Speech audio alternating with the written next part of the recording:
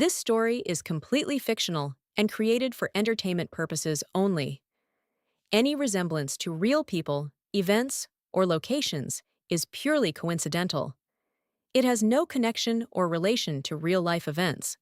Viewer discretion is advised.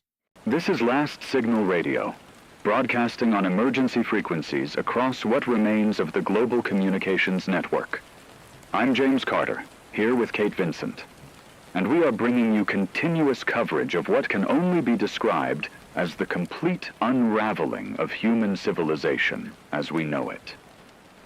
We received confirmation from the International Emergency Broadcast System that coordinated riots have now spread to 173 nations. Current verified casualty estimates stand at 42 million dead worldwide, with that number climbing by approximately 300,000 every hour. The initial flashpoint occurred 72 hours ago in Jakarta, Indonesia, when a crowd estimated at 2 million people stormed government buildings following the collapse of the national banking system. Within 6 hours, similar uprisings had begun in Manila, Bangkok, Mumbai, and Karachi. Alongside James, I'm Kate Vincent, and I want you to understand what those numbers actually mean because they represent real people with real lives that have been shattered. We've been receiving voice messages and text transmissions from all over the world, and the stories are heartbreaking. A doctor in Sao Paulo told us she watched her entire hospital burn to the ground with patients still inside because there was no fire department left to respond. A father in Berlin described hiding his 3 children in a subway tunnel while their apartment building was torn apart by crowds looking for food and water. These aren't just statistics. These are mothers and fathers, children, grandparents, all caught in a wave of violence that nobody seems able to stop or even fully understand. The timeline of collapse has accelerated beyond anything predicted by emergency management protocols. The European power grid suffered catastrophic failure, affecting Germany, France, Belgium, the Netherlands, Austria, and Switzerland. Engineers at the remaining operations center in Lyon reported that substations were being physically destroyed by rioters faster than emergency shutdowns could be implemented. The North American Eastern Interconnection Grid went down, plunging the entire eastern seaboard of the United States and parts of Canada into darkness. We're now receiving reports that the Western Interconnection is experiencing rolling failures. In China, the State Grid Corporation has ceased all communications, but satellite imagery shows major cities including Beijing, Shanghai, and Guangzhou completely dark. Military response has been largely ineffective due to the scale and coordination of the unrest. The Pentagon issued its last official statement, confirming that 70% of active duty personnel have abandoned their posts to protect their own families. The situation is similar globally. In Russia, the Defense Ministry reported mass desertions from bases in Moscow, St. Petersburg, and Vladivostok. The French military command in Paris went silent. NATO headquarters in Brussels was overrun. The United Nations building in New York City is reportedly surrounded by fires on all sides, with no confirmation on whether anyone remains inside. We have verified reports of nuclear facilities in Pakistan and India being breached by rioters, though there's no indication yet of radiation releases. But there are also stories of incredible courage that we need to share. In Nairobi, a group of nurses stayed at their hospital even after the riots reached their neighborhood, delivering babies and treating the injured until they physically couldn't continue. In Mexico City, a priest opened his church to over 300 people and has been sharing their limited food and water equally among everyone, including rioters who came seeking shelter. In Sydney, neighbors formed human chains to protect elderly residents who couldn't flee. A firefighter in Chicago told us he and his crew have been fighting fires non-stop for 60 hours, even though city command is gone and nobody's paying them. These are the moments that show who we really are when everything falls apart. The economic infrastructure has completely ceased to function. Global financial markets never opened this morning, as there were no operational exchanges anywhere in the world. The last confirmed international banking transaction occurred at 2300 hours yesterday. Major currency valuations are now meaningless, as there's no functioning mechanism to establish exchange rates. The supply chain collapse is total. Port facilities in Los Angeles, Rotterdam, Singapore, and Dubai have all been destroyed or abandoned. Commercial aviation stopped at when the Federal Aviation Administration and its international equivalents ceased operations. The last confirmed commercial flight was Singapore Airlines Flight 307, which crashed on approach to Hong Kong with 289 people aboard. There were no survivors. Imagine being on that flight, thinking you might make it home, and then everything ends. The families of those passengers will never know their final moments, never get to say goodbye. We're hearing that same story repeated millions of times across the world. Parents separated from children when the riots began. Couples divided by just a few city blocks that might as well be oceans now. An elderly man in Seoul sent us a message saying he's been trying to reach his daughter for 2 days, but all phone networks are down, and he doesn't even know if she's alive. A husband in Cairo described watching helplessly as the hospital where his pregnant wife was staying was consumed by fires. These are the human costs that don't show up in casualty statistics. Infrastructure damage assessment indicates that approximately 85% of urban centers with populations exceeding 1 million have experienced severe structural destruction. Water treatment facilities have failed in virtually every major city worldwide. The Centers for Disease Control issued a final warning that waterborne disease outbreaks are inevitable within the next 48 to 72 hours. Hospital systems have collapsed entirely. The World Health Organization's last communication confirmed that functional medical facilities are now limited to isolated rural clinics and improvised field stations. Pharmaceutical supply chains are broken. Insulin production has stopped. Dialysis centers are closed. Cancer treatment has ceased. The secondary death toll from medical system collapse could match the primary casualties from violence. Think about what that means for people with chronic conditions. A woman in Atlanta sent us a desperate message asking if anyone knows where she can find insulin for her 8-year-old son. She's already rationing his doses, knowing she's running out. A man in Manchester described watching his father die from a heart attack because there was nobody to call, no ambulance coming, no hospital to drive to, even if he could have moved him. In Mumbai, a mother told us her daughter needs chemotherapy that was scheduled for yesterday, but the hospital is gone, and she doesn't know how to save her child.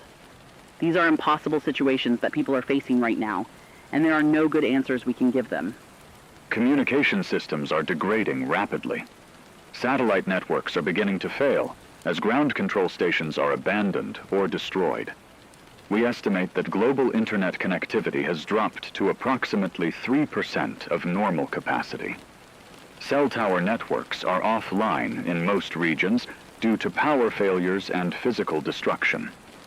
Our own transmission capability is limited to shortwave radio powered by our emergency generator, which has approximately 11 hours of fuel remaining. We're operating from a fortified location that I cannot disclose for security reasons, but we've had several attempted breaches in the last hour alone. The Associated Press dissolved as an organization. Reuters went silent. We believe we are now one of fewer than 20 functioning news organizations remaining worldwide. We're still here because we believe someone needs to bear witness to what's happening. Someone needs to tell these stories, to remember the people who are suffering and dying. We've received over 15,000 messages in the last hour alone, and we're reading as many as we can. A teenager in Lagos described burying her parents in their backyard because there's nowhere else to take them. A construction worker in Toronto said he's protecting a group of 23 strangers in an office building, and they're trying to figure out how to get through each day. A grandmother in Buenos Aires told us she's caring for 6 grandchildren because their parents haven't come home, and she's singing them the same lullabies she sang to their mothers and fathers. These voices deserve to be heard. Regional analysis indicates varying levels of social breakdown dependent on pre-existing infrastructure stability and population density. In Scandinavia, reports suggest relatively more organized community responses with lower casualty rates in Stockholm, Oslo, and Copenhagen compared to other European capitals. However, these cities are still experiencing severe shortages and violence. In contrast, megacities in Southeast Asia and South Asia are seeing near total collapse. Jakarta, Delhi, Dhaka, and Karachi are reporting casualty figures in the millions. The Middle East is experiencing compounded crises with existing conflict zones in Syria, Yemen, and Iraq, seeing exponential increases in violence. Israel and Palestine have both gone dark. Saudi Arabia's last communication indicated loss of government control in Riyadh and Jeddah. But even in the places where things aren't quite as bad, people are still terrified. A nurse in Copenhagen told us that while things are more controlled there, she can still hear the distant sounds of chaos, and everyone knows it's only a matter of time before it reaches them. Fear spreads faster than the violence itself. In Reykjavik, people are boarding up their homes even though riots haven't started yet, because they've seen what's happening everywhere else. A family in Wellington, New Zealand described feeling like they're on an island at the end of the world, watching civilization burn on every screen until the screens went dark. Isolation can be just as frightening as being in the center of the storm. Government continuity has failed at almost every level. The United States government effectively ceased functioning and went silent mid-transmission. We have no confirmed information on the status or location of the President, Vice President, or any cabinet members. The British Parliament was overrun. Buckingham Palace is reportedly on fire. The French president's last known location was the Élysée Palace, which has since been breached. Germany's chancellor attempted to broadcast a message, but was cut off after 15 seconds. In Brazil, the presidential palace in Brasilia was stormed. The Russian Kremlin has been silent for 6 hours. China's leadership has not been heard from in 8 hours. When the leaders disappear, when the people who are supposed to have answers and solutions vanish, it creates this profound sense of abandonment. A police officer in Washington, D.C. sent us a message saying he didn't know who to report to anymore, that his entire chain of command had dissolved, and he was just trying to help people on his own. In Paris, a government worker described watching ministers flee the building where she worked, leaving all the staff behind without any instructions or information. People feel betrayed by the very institutions they trusted to protect them. A soldier in Tokyo said his commanding officer told him to go home to his family because there was nothing left to defend anymore. The death toll has now reached verified estimates of 68 million people worldwide, with projections suggesting we could see 100 million within the next 12 hours, based on current progression rates. The largest concentrations of casualties are in Asia, with China alone accounting for approximately 18 million, India 14 million, Indonesia 7 million, and Pakistan 6 million. In Europe, casualties have reached 11 million. In North America, 9 million. South America, Somalia, 8 million. Africa, 12 million. Australia and Oceania, 1 million. These numbers are based on the last available data before most monitoring systems went offline, so actual figures are likely significantly higher. We're now operating in an information void for large portions of the planet. Every single one of those numbers was a person who woke up 3 days ago not knowing it would be their last week on Earth. They had plans, dreams, people they loved, things they wanted to do. A musician in Nashville sent us a message saying he just finished recording an album that will never be released, and he wanted someone to know it existed. A student in Mumbai told us she was 3 months from graduating medical school, and she'd wanted to become a surgeon to help people. A baker in Prague said he'd been making bread for his neighborhood for 40 years, and even now, with everything falling apart, he was still trying to feed people until his flour ran out. These were lives full of meaning and purpose. Critical infrastructure analysis shows that water supplies will become the primary crisis within the next 24 to 48 hours. Urban water systems require constant power and maintenance to function. Without operational treatment plants and pumping stations, existing water tower reserves will be depleted rapidly. We're already seeing reports of mass gatherings at natural water sources. In Los Angeles, The Los Angeles River, normally a trickle, is surrounded by thousands of people. In London, the Thames has become a focal point for desperate crowds.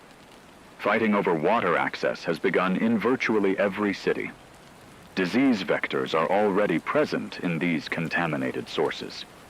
We're looking at potential cholera, typhoid, and dysentery outbreaks that could kill millions more, even if the violence stopped immediately. A doctor in Johannesburg sent us a heartbreaking message about treating children who drank contaminated water because their parents had no choice. She described a 5-year-old girl dying from dehydration because she was too afraid to drink the only water available.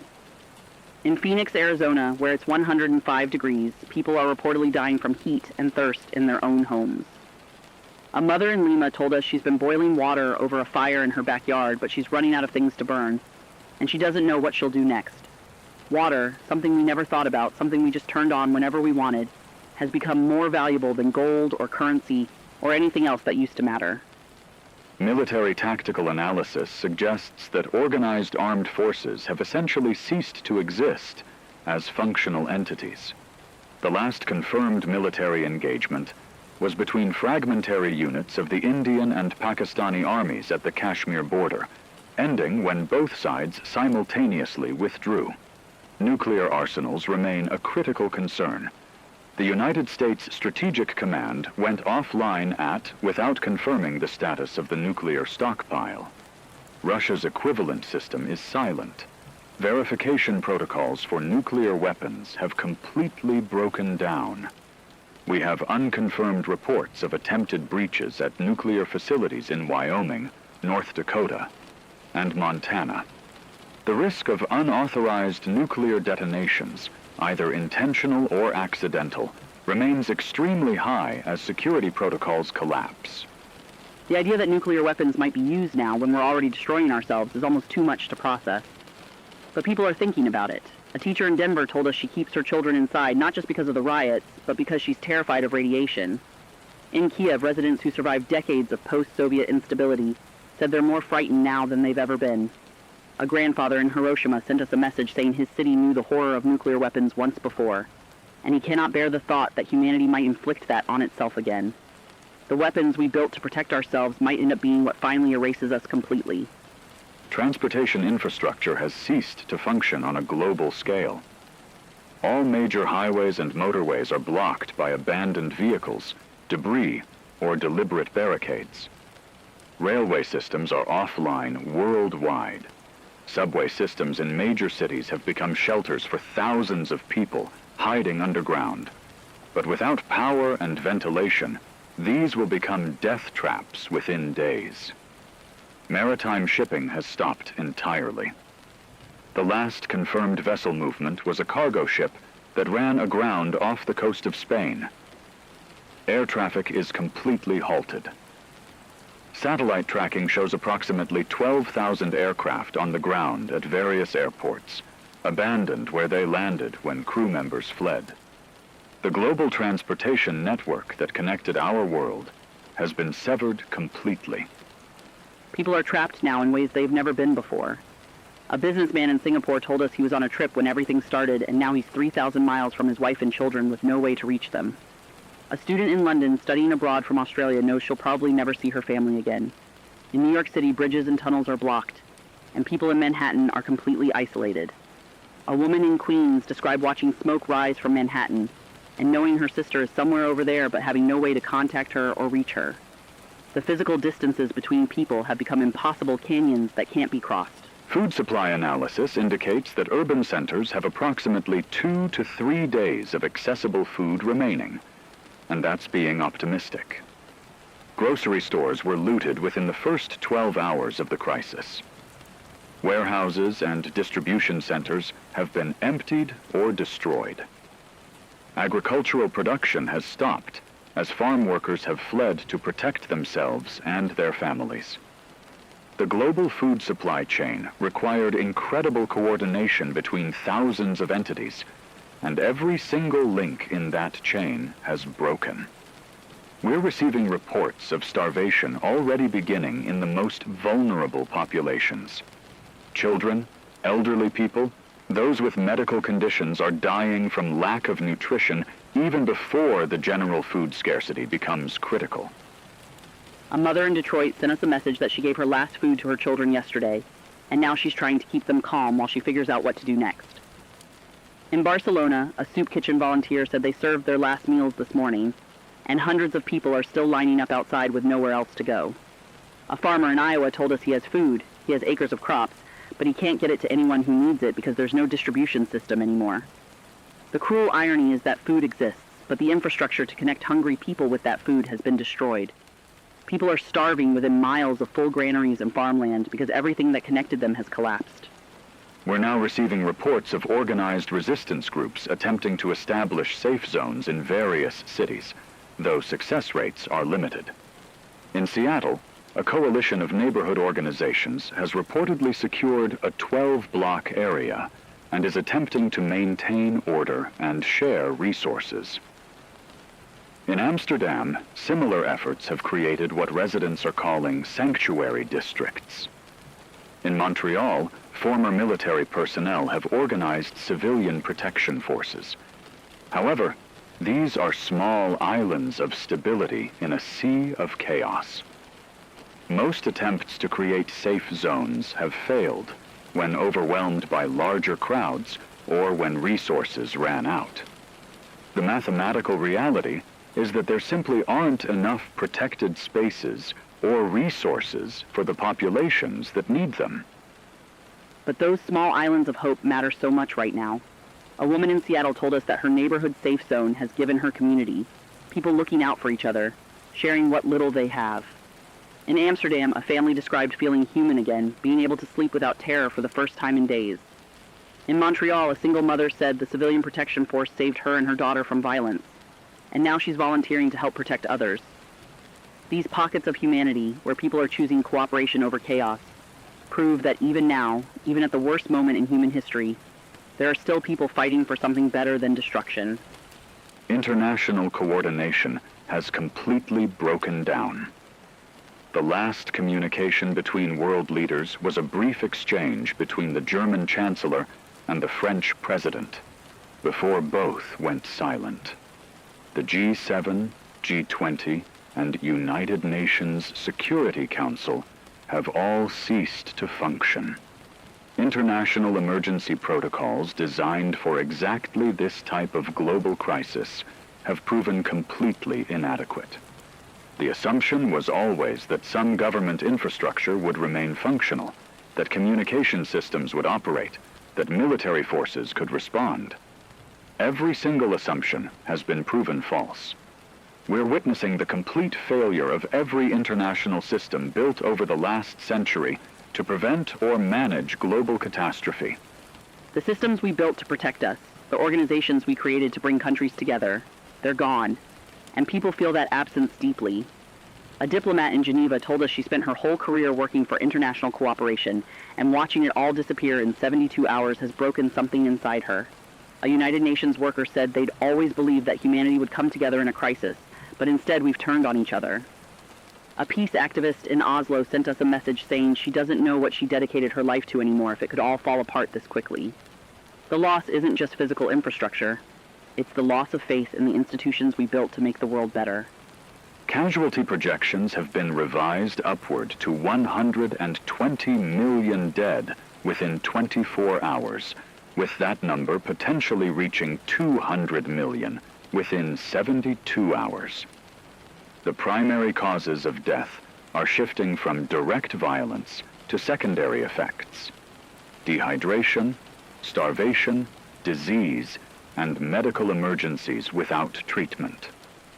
The World Health Organization's final projection, issued before they went offline, suggested that if current conditions continue, the global population could decline by 1 to 2 billion people within the next month. Those numbers are almost incomprehensible.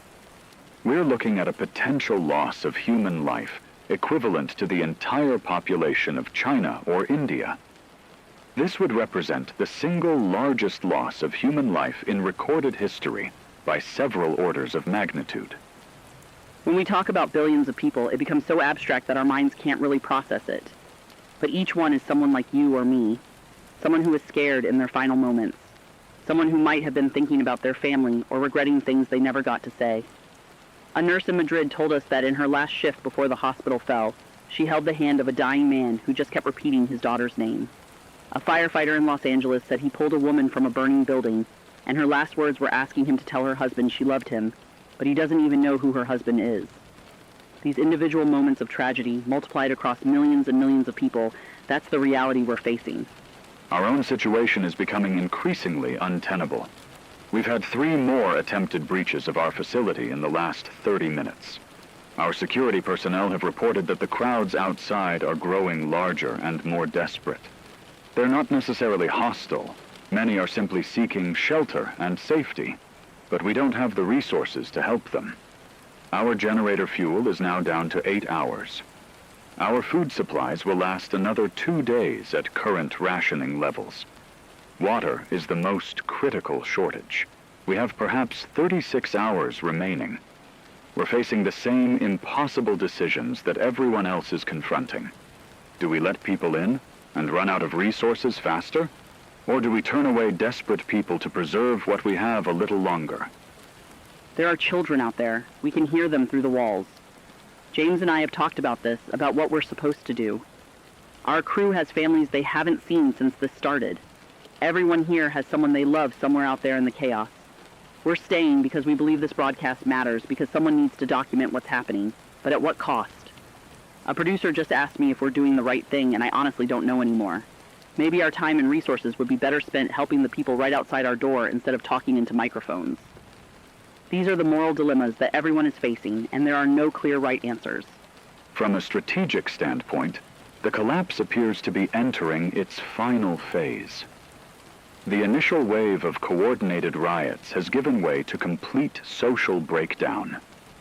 What began as protests and uprisings has evolved into basic survival behavior. People aren't rioting for political reasons anymore.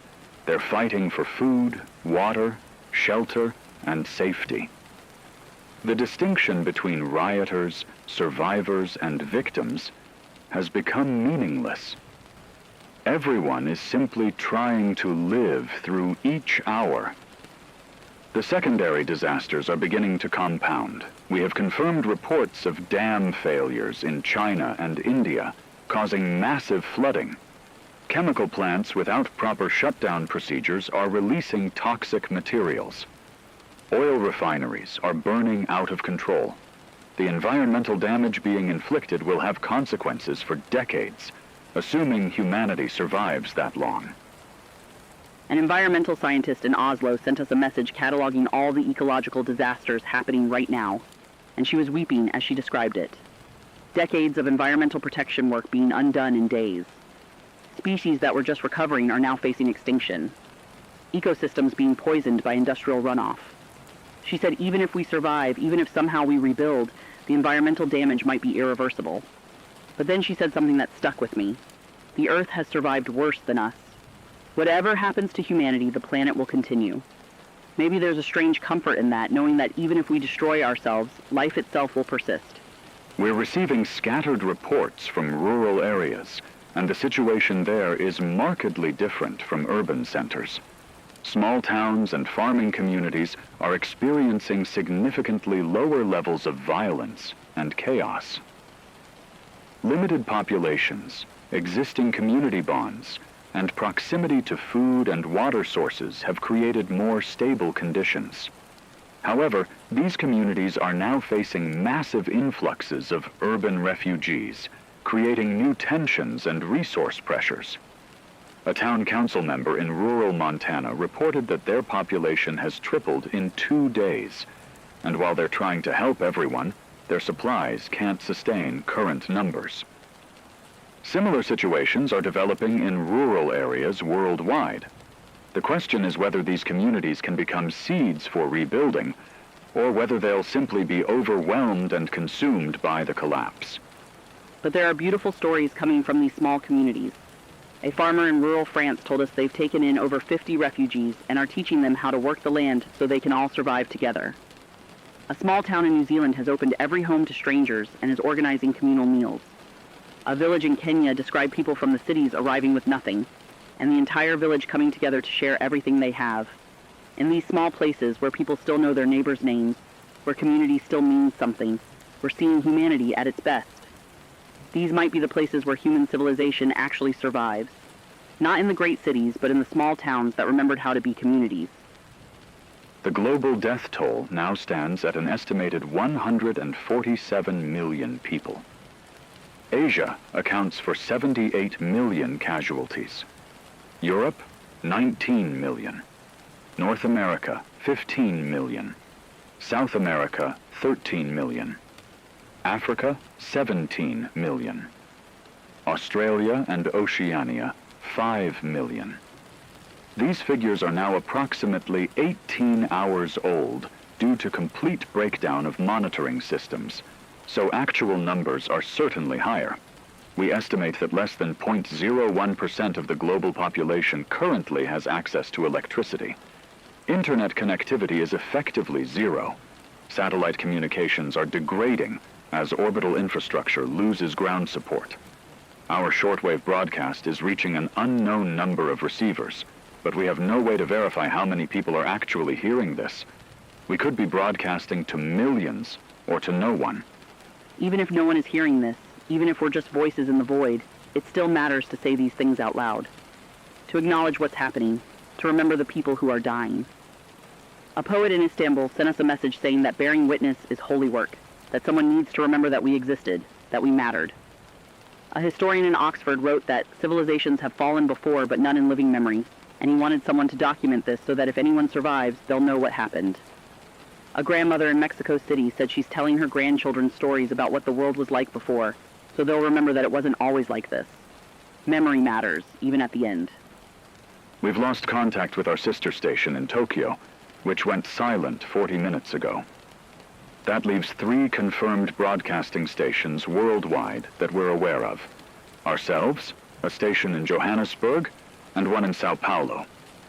The Johannesburg station reported 20 minutes ago that they're under direct assault and don't expect to remain operational. The Sao Paulo station has not responded to calls for the last hour. We may be the last news organization still broadcasting. Our fuel supply is now at 6 hours. We've made the decision to continue broadcasting until the generator fails. There's discussion among our staff about whether to let people inside when we can no longer maintain the broadcast, but we haven't reached a consensus. These are the kinds of decisions that shouldn't have to be made. We just took a vote among our crew. Out of 12 people here, 8 voted to let people in once we stopped broadcasting. 4 voted to try to preserve our resources and shelter for ourselves. The conversation got heated, angry. People said things they'll probably regret. But you know what? Even angry and scared and facing the end, we're still trying to make decisions democratically. We're still trying to do the right thing, still believing that our choices matter. A production assistant who voted to let people in said her daughter is out there somewhere, and she hopes that wherever she is, someone is helping her. That's what decided it for her. We're going to open our doors when this is over. The geopolitical order has ceased to exist. Nation-states as organizational entities have failed. Borders are meaningless. Governments have dissolved. The concept of citizenship is irrelevant when there's no state to be a citizen of. What we're witnessing is humanity reverting to its most basic tribal structures. Family groups, neighborhood collectives, small communities bound by immediate proximity and shared resources. This isn't necessarily negative from an organizational standpoint. Small groups can be more efficient at resource allocation and mutual protection. But it does represent the end of the global civilization we've built over millennia. The question is whether this represents a permanent regression or a temporary adaptation until larger structures can be rebuilt. A political scientist in Vienna sent us a fascinating message before she went silent. She said she'd spent her career studying how governments form and how societies organize themselves, and she was watching all her theories play out in real time. She said she wasn't even scared anymore, just deeply curious about what comes next. Will we rebuild the same structures that failed us? Will we create something new? Will we organize it all? She said human beings are fundamentally social creatures. We need each other, so we'll find ways to come together. The forms might change, but the impulse to connect will remain. I hope she's right. I hope we find each other again after this. We're now receiving reports that some areas are experiencing a second wave of violence as initial survivor groups begin competing for resources. What little organized resistance existed is breaking down under resource pressures. The Seattle safe zone we mentioned earlier has reportedly been overrun. The Amsterdam sanctuary districts are under assault.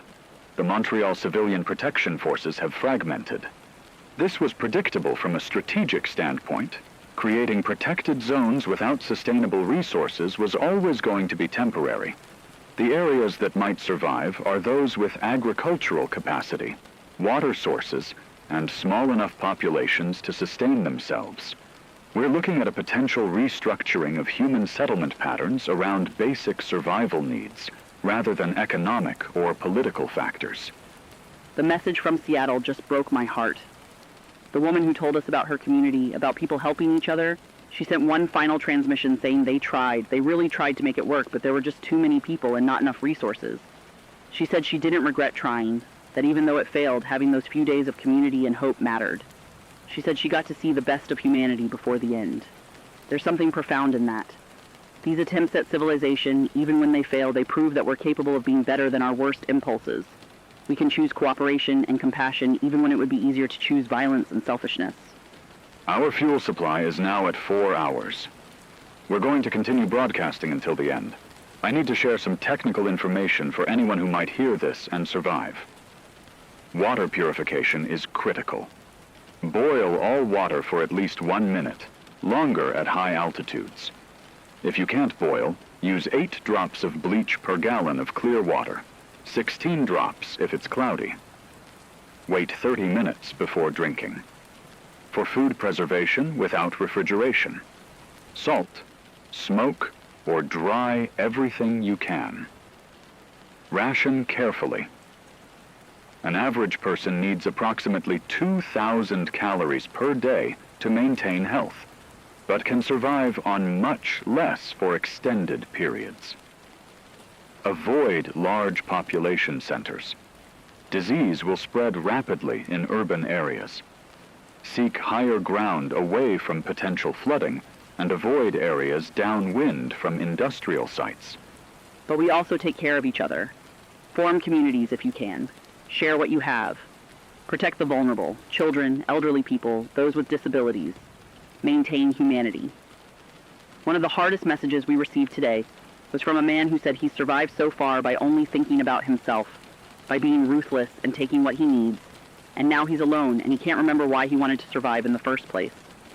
Survival isn't just about staying alive, it's about preserving what makes us human. Our capacity for compassion, for sacrifice, for love. If we survive but lose those things, what exactly have we saved? The estimated global death toll has now reached approximately 200 million people, though this is largely extrapolation based on trend data from before monitoring systems collapsed. The actual number could be significantly higher or lower. We have no confirmed information from large regions of the world. Africa south of the Sahara has been silent for hours. Most of Southeast Asia is dark. Central Asia, the Middle East, large portions of South America, we have no data. The information void is as terrifying as the confirmed casualties. Not knowing is its own form of torture. We could be broadcasting to a world where 90% of humanity has died, or to one where most people are surviving. The uncertainty is maddening. A psychologist in Boston sent us a message about collective trauma and how societies heal from catastrophic events. She said humanity has survived terrible things before: plagues, wars, natural disasters. We have this remarkable resilience, this ability to adapt and rebuild and find meaning even after horror. But she also said this is different because it's global and total in a way nothing else has ever been. Every society simultaneously collapsing means there's no outside help coming, no unaffected population to assist recovery. We're all drowning together, and there's no one to throw us a rope. She said she still has hope, but it's the hardest thing she's ever maintained. I need to address the question everyone is asking. Why did this happen? How did we reach this point? The triggering event in Jakarta was economically motivated, but the speed and coordination of the global spread suggests this wasn't spontaneous. Intelligence analysts we spoke with before, communications collapsed, theorized that this represents the culmination of decades of increasing social inequality, political polarization, economic instability, and environmental stress. The systems we built were fragile, held together by consensus and trust, and once that consensus shattered, everything fell apart simultaneously. The specific trigger almost doesn't matter. If it hadn't been Jakarta, it would have been somewhere else. We built a global civilization on unstable foundations, and the inevitable collapse finally arrived. But we also can't forget that people made choices. The riots didn't have to spread. The violence didn't have to escalate. At every moment, individuals and groups chose destruction over cooperation, chose violence over peace, chose selfishness over community. Yes, the systems were broken. Yes, people were desperate and scared, but we still had agency. We still made decisions. A philosophy professor in Cambridge sent us a message saying that this collapse reveals something fundamental about human nature, something we've been trying to hide or deny, that civilization is a thin veneer and beneath it we're still capable of terrible things. But he also said we're capable of beautiful things, and which aspect wins depends on what we choose to nurture. We've just received confirmation that the Sao Paulo station has gone offline. That leaves us, and possibly Johannesburg, though we haven't heard from them in 30 minutes. We may be the last broadcast station remaining operational worldwide. Our generator fuel is down to 3 hours. Our water supply is critically low. The situation outside our facility has intensified significantly. We estimate there are now several thousand people in the immediate vicinity, and the structure is taking damage from the crowd pressure. Our security personnel have advised that we may need to evacuate within the next hour. The decision has been made to continue broadcasting as long as physically possible, even if it means remaining here until the structure fails. We can hear them out there, all those people, and I keep thinking about how each one of them has a story as complicated and real as mine. They have people they love. They have things they've lost. They're scared and desperate and just trying to survive. And we're in here with resources they need, broadcasting to people we can't even confirm are listening. It feels wrong, but I also understand why we're doing it. This documentation matters. These stories matter. But so do those people outside. I don't think there's a right answer here. I think we're all just doing the best we can in an impossible situation, and maybe that's all we've ever been doing.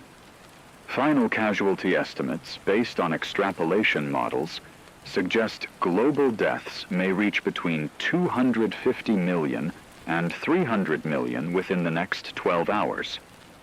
Long-term projections are almost impossible to make given the complete lack of data.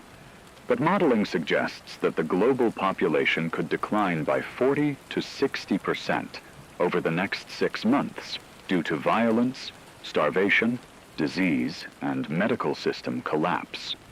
This would reduce the global population from approximately 8 billion to between 3 and 5 billion.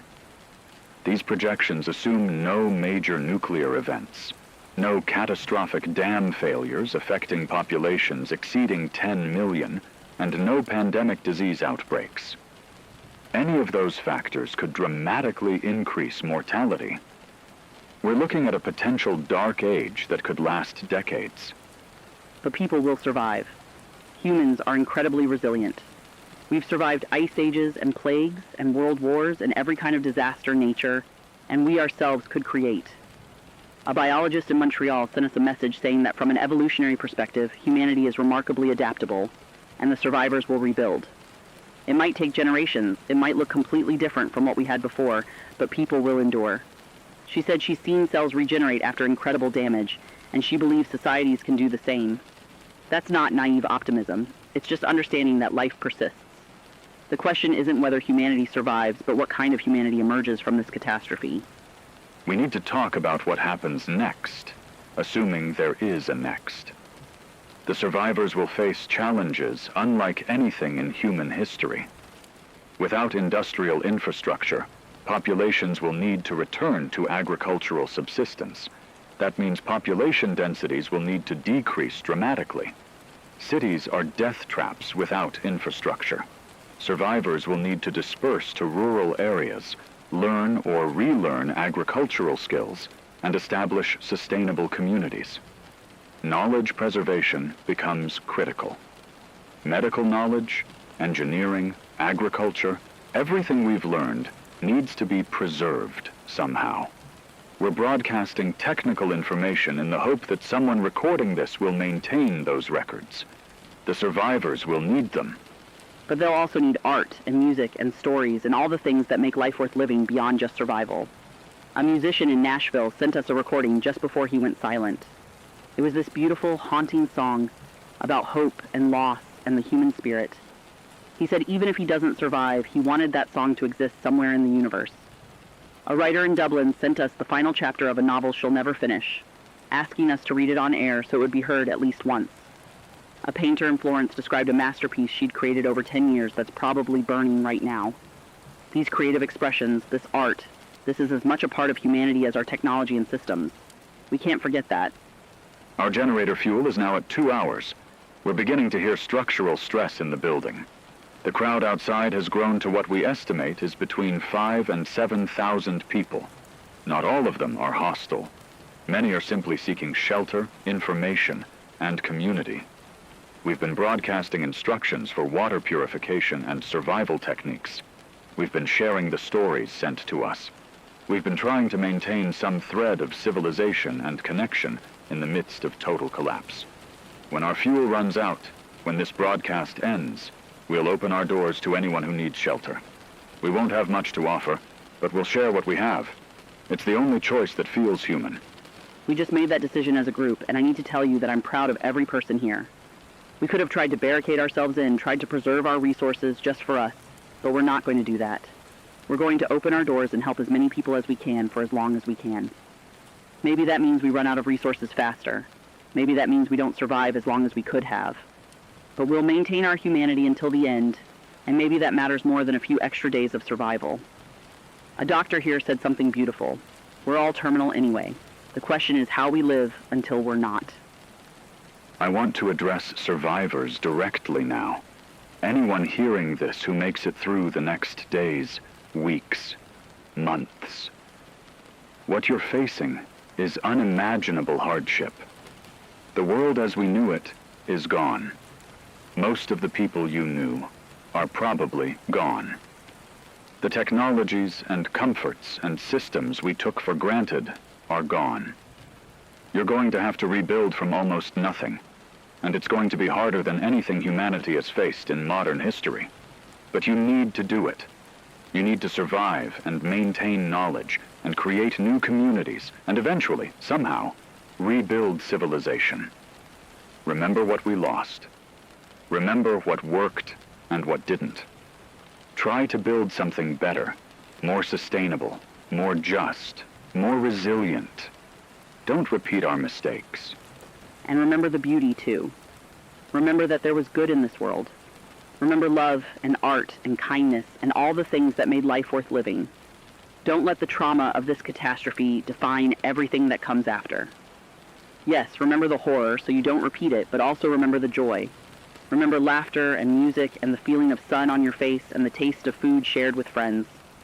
Remember that humanity is capable of extraordinary compassion and creativity and courage. We saw that even in the darkest moments of this collapse. People helping strangers. People sacrificing for others.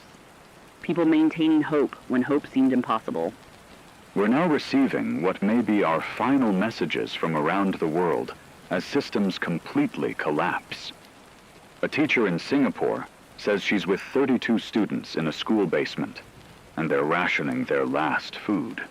She's teaching them math and history because she wants them to remember that education matters. A doctor in Chicago says he's performed 12 surgeries in the last 24 hours without proper equipment or supplies, and he's going to keep trying to save lives until he physically can't anymore. A father in Sydney is teaching his children how to identify edible plants because he knows survival skills matter now more than anything he ever taught them about social media or technology. These are the stories of resilience we need to remember. A grandmother in Rio de Janeiro sent us a message that made me cry. She said she's lived 84 years, survived poverty and dictatorship and personal tragedies, and she's seen humanity at its worst many times. But she's also seen it at its best, and she believes goodness is stronger than evil, even now. She said love persists even when everything else falls apart, and as long as people can love each other, we haven't really lost everything. She's singing to her great-grandchildren right now, old folk songs her grandmother taught her, passing down memory and culture and continuity even at the end of the world. That's civilization. That's what we're fighting to preserve. And our fuel gauge indicates 90 minutes remaining. The structural integrity of this building is failing. We can hear support beams stress under the weight of the crowd outside. We've begun our evacuation preparation, but we'll broadcast until the final moment. I need to provide final estimates and data for the record.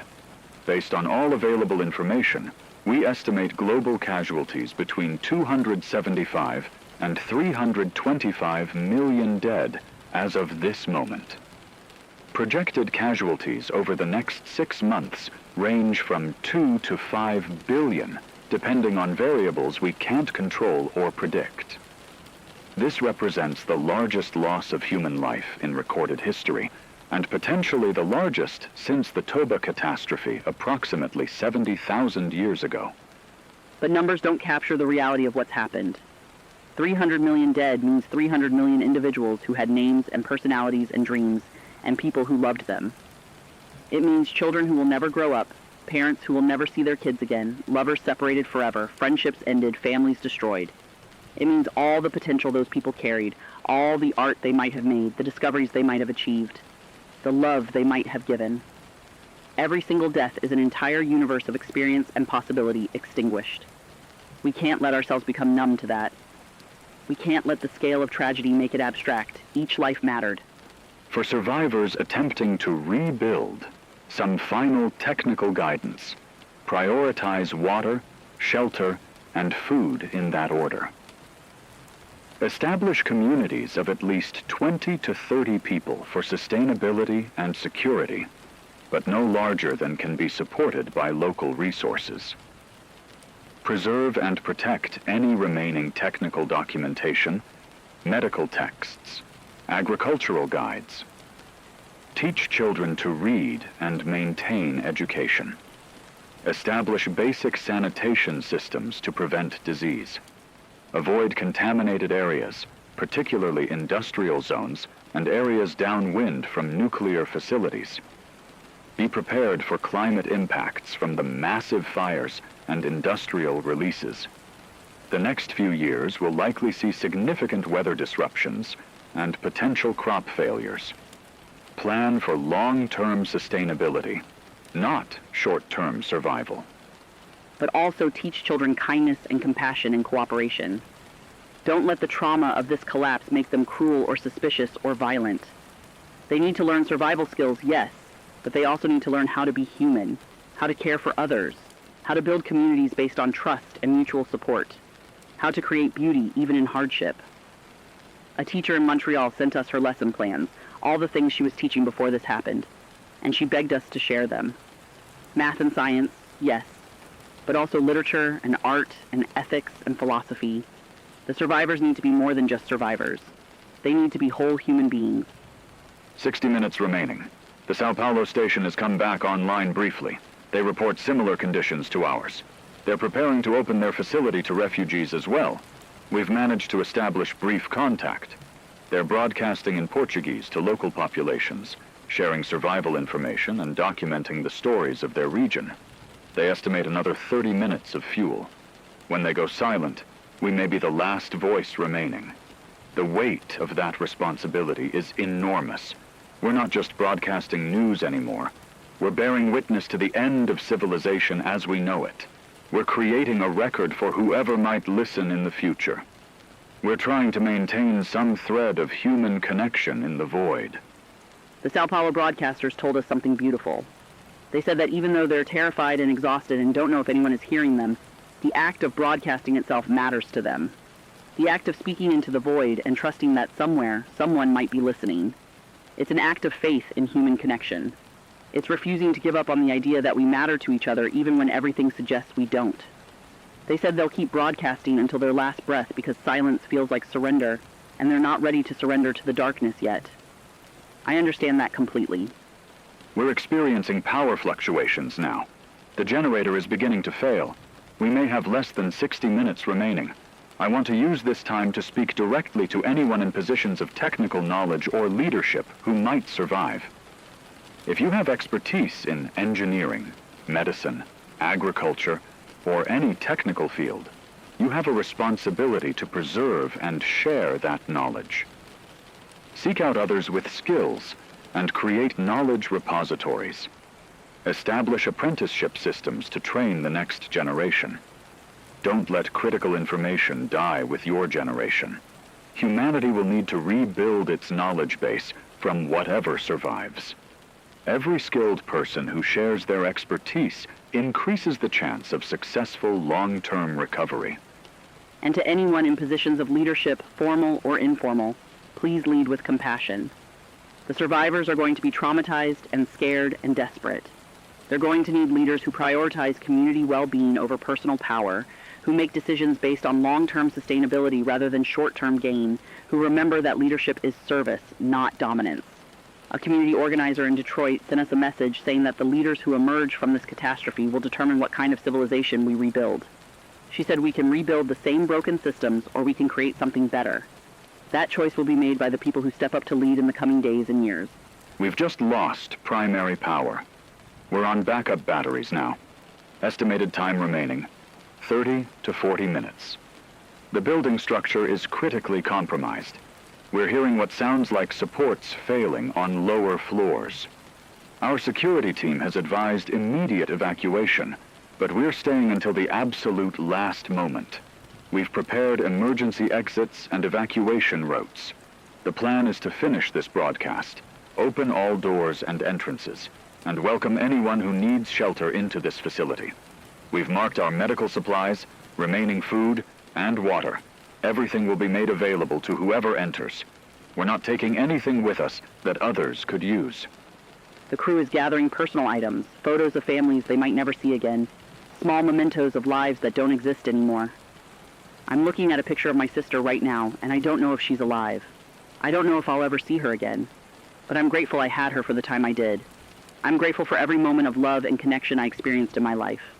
Even if this is the end, even if everything falls apart, I got to experience beauty and joy and love. That matters. That meant something. A philosopher in Athens sent us a message saying that meaning isn't diminished by ending, that a beautiful life doesn't become less beautiful because it ends. I'm holding on to that. Final data compilation. The collapse began 76 hours ago in Jakarta. Within 24 hours, it had spread to 173 nations.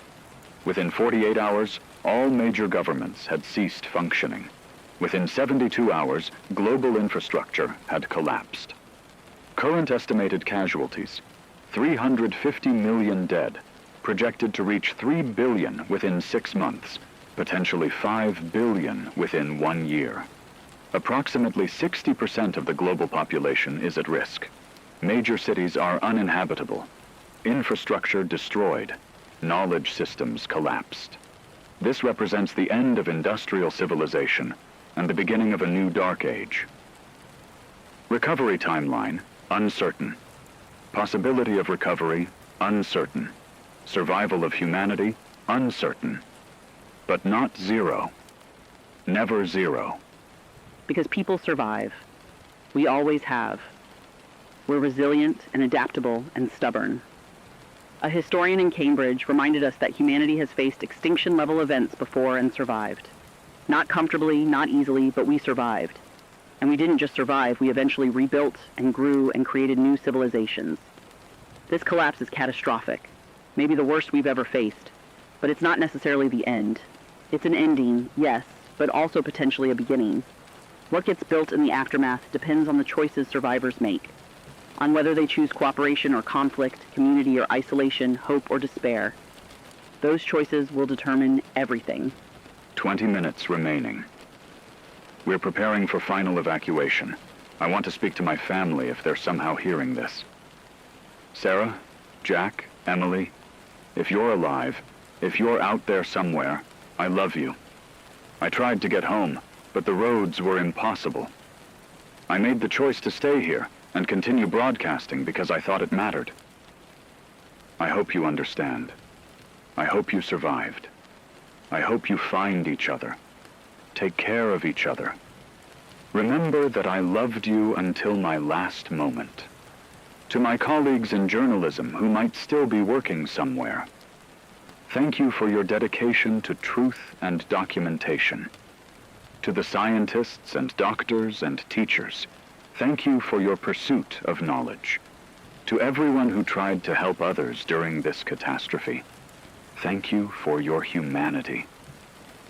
Mom, Dad, if you're hearing this somehow, I love you so much. I'm sorry I wasn't there.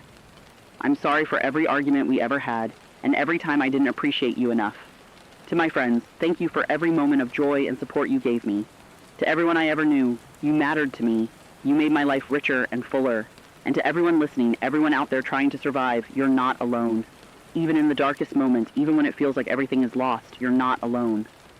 We're all part of this human family, connected by our shared experience and our shared humanity. Hold on to that. Hold on to each other. Sao Paulo has gone silent. We are now the last confirmed broadcast station operating worldwide. The weight of that is crushing and humbling simultaneously. We represent the last voice of the old world, the last connection to the civilization that existed 76 hours ago. When we go silent, that chapter of human history closes. What comes next is unwritten. To whoever hears this recording in the future, if anyone does, we were here. We existed. We built something remarkable, however flawed. We created art, music, and literature. We explored space and cured diseases and connected the entire world. We also made terrible mistakes. We built systems that were unsustainable and unjust. We let inequality and hatred divide us. We ignored warnings about our fragility. But we also loved each other. We created families and communities. We helped strangers and sacrificed for others. We made each other laugh and cry and feel less alone. We were flawed and beautiful and complicated and human. Don't let this catastrophe be the only story you remember about us. Remember that we were capable of extraordinary kindness and courage. Remember that even at the end, people were helping each other, sharing what little they had, maintaining hope when hope seemed impossible. Remember that civilization is more than just infrastructure and technology. It's the choice to care for each other, to build together, to create meaning and beauty in a difficult world. 10 minutes remaining. The building is failing. We can hear crowds entering lower floors. We need to begin final evacuation. This will be our last extended transmission. Final assessment. Civilization as we knew it has ended. The systems and structures that connected 8 billion people have collapsed. Hundreds of millions are dead. Billions more are at risk. The technology and knowledge we accumulated over centuries is at risk of being lost. But humanity persists. People are still alive, still fighting to survive, still helping each other. Communities are forming. Knowledge is being preserved. Hope exists. The future is uncertain, but it exists. Humanity will endure, changed, traumatized, diminished, but not extinguished. The long night has begun, but eventually there will be dawn. To the survivors, to anyone hearing this now or in the future, you carry humanity forward. You are the link between what was and what will be. Remember the lessons of this catastrophe. Remember that civilization is fragile and precious. Remember that we're all connected, that we need each other, That isolation and selfishness lead to destruction, while cooperation and compassion lead to survival. Build something better than what we had. Create systems that are more just, more sustainable, more resilient. Take care of the vulnerable. Value education and knowledge. Create beauty. Love each other. Maintain hope. You are the future now. Make it worthy of all the people who died hoping their children would have better lives. 5 minutes. We're shutting down equipment, preparing to open all entrances. Our final act will be to welcome refugees and share our remaining resources. I'm not afraid anymore. I was terrified for days, but now I feel strange peace. We've done what we could. We've documented this catastrophe. We've shared stories and information and hope. We've maintained our humanity until the end. That matters. However small our impact, however few people heard us, it matters that we tried. It matters that we cared. It matters that we refused to surrender to despair. To my colleagues here, thank you for your courage and dedication. To everyone listening, thank you for hearing us. Remember us. Remember all of us. 3 minutes. I can hear people coming up the stairs now. Not angry, just desperate and scared. We're about to open these doors and let them in. Whatever happens next, I'm grateful for this opportunity to speak, to connect, to matter in some small way. I'm grateful for my life, even though it's ending sooner than I hoped. I'm grateful for every person I loved and who loved me. I'm grateful for beauty and art and music and all the things that made being human worthwhile. I'm grateful for hope, even fragile hope, even hope that might be foolish. Because hope is what makes us human. The ability to look at catastrophe and still believe that something better is possible. 1 minute. Final transmission. The building is collapsing. We're opening the doors. To whoever survives, rebuild. Remember? Hope. Create something worthy of the billions who died. Honor their memory by building a better world. Learn from our failures. Maintain our knowledge. Preserve our achievements, but also learn from our successes. Remember that humanity is capable of extraordinary things when we work together. We put footprints on the moon. We eradicated diseases. We created incredible beauty. We connected the world. We can do it again. Different, perhaps smaller scale initially, but we can rebuild. You can rebuild. Don't give up. Never give up. This is James Carter, Last Signal Radio, signing off. The doors are opening now. This is Kate Vincent, Last Signal Radio, final broadcast. The people are here. We're welcoming them in, sharing everything we have left. This is the end of the broadcast, but not the end of humanity. We persist, we endure, we survive. To everyone out there in the darkness, you are not alone. We are all connected by our shared humanity, our shared struggle, our shared hope for something better. Remember us. Remember this moment. Remember that even at the absolute worst moment in human history, people still chose kindness, still chose compassion, still chose love. That's who we are. That's who we can be again. This is Kate Vincent saying goodbye, saying good luck, saying hold on to hope. Hold on to each other. Hold on to your humanity. The world is ending, but the future is yours to create. Make it beautiful. Make it kind. Make it worthy. Goodbye. And thank you for listening. Thank you for caring. Thank you for being human with us until the very end. The generator is failing. Power dropping. This is the end of Last Signal Radio. This is the end of the broadcast, but not the end of the story. The story continues with you, with the survivors, with anyone hearing this. Final casualty estimate.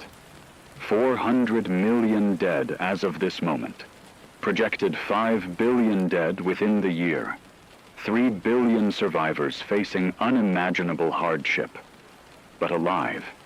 Still alive. Still human. Still capable of rebuilding. Still capable of hope. Remember what we were. Remember what we could be. Build something better. The signal is fading now. The power is almost gone. But we were here. We existed. We mattered. And so do you. Every survivor matters. Every person who maintains hope and humanity and compassion matters. You are the seeds of the next civilization. Grow strong. Grow wise. Grow kind. This is James Carter. Last signal radio. Final transmission. The future is yours now. Make us proud. Make the billions who died proud. Live. Survive. Rebuild. Hope. Always hope. The signal is fading. Fading. Almost gone. But we were here. Remember us. Remember everyone. Remember humanity. Remember hope. This is Last Signal Radio signing off for the final time. May you survive. May you rebuild. May you remember. May you hope. May you love each other. May you persevere. The darkness is coming now. But remember, there will be light again someday. Find it. Create it. Be it. Goodbye. Good luck. God bless. And remember, always remember, we were here, you are here. Life continues. Hope persists. Humanity endures. This is the end of the broadcast. This is not the end of the story. The story continues with you. Goodbye. The lights are going out. The people are here with us now. Hundreds of them. We're sharing the water, sharing the food, sharing the shelter. This is what it means to be human. Not the technology or the systems or the civilizations we build. This. The choice to help each other even when resources are scarce. The choice to share even when we could hoard. The choice to hope even when hope seems impossible. I see faces in this room and they're scared, but they're grateful, and we're all in this together now. Whatever comes next, we'll face it together. That's civilization. That's humanity. Not buildings or governments or infrastructure, but people choosing to care for each other. People choosing community over isolation. People choosing love over fear. The generator is dying. The lights are flickering. In a moment, we'll be in darkness like everywhere else. But we'll be in darkness together, united by our shared humanity, our shared hope, our shared determination to survive and rebuild and create something worthy of all the people we've lost. This is Kate Vincent. Last Signal Radio, the very final words.